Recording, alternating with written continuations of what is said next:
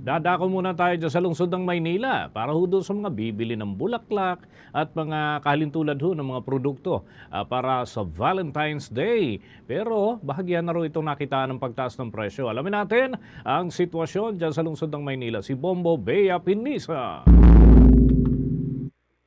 Bombo Dennis, Bombo Jai, ngayong umaga nga nakikita naman sa ating likuran na dumadag siya ng napakaraming tao dito sa Dangwa isang araw bago ang selebrasyon ng Valentine's Day kung saan bahagya ng tumaas ang presyo ng mga bulaklak dito ngayong araw.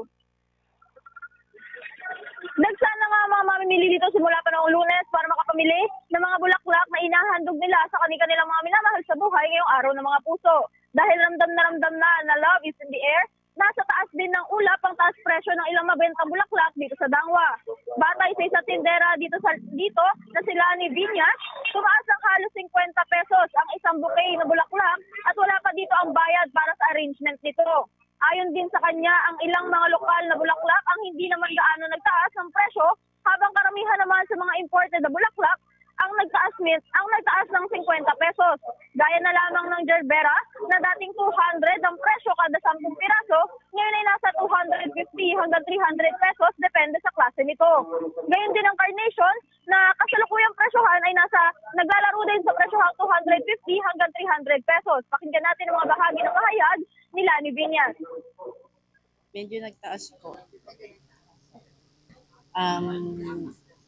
50 pesos lang naman. Hindi naman po lahat, yung iba normal lang. Madalas po local. Yung imported po natin, medyo nagtaas po talaga ng katulad po nitong gerbera po. Dati po kasi siya 200, 180. Ngayon po 250. Yung carnation po. Yung carnation po natin, ganun din po, 200. Nag-250 po. Madalas po kasi pag February, malakas talaga yung bentahan. Opo, marami na. Simula pa po nung 8 hanggang 9 po, marami.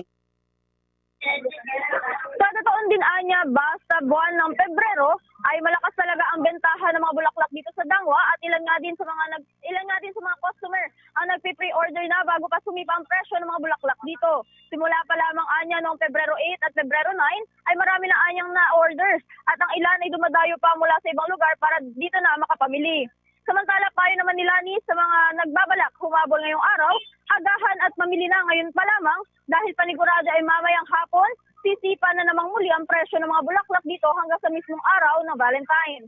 Pakinggan pa natin mga bahagi ng pahayag ni Lani Viñas.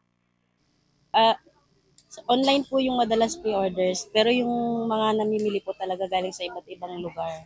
Talaga nagdadagsaan na po 9 hanggang 10 po.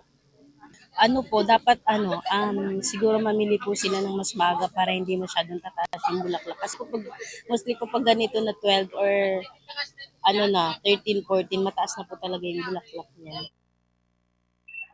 Sa ngayon, Bombo Dennis, Bombo Jai, sa bahaging ito ng Dangwa, marami na nga ang namimili at bahagya na din tumaas pa ng presyo. Yung ilang mga bulaklak dito, kung kahapon, nung nag-check tayo ay nagkaroon nga ng pagtaas ng 50 pesos, ilan dito sa mga bulaklak ay nagtaas ng halos 70 pesos ang presyo.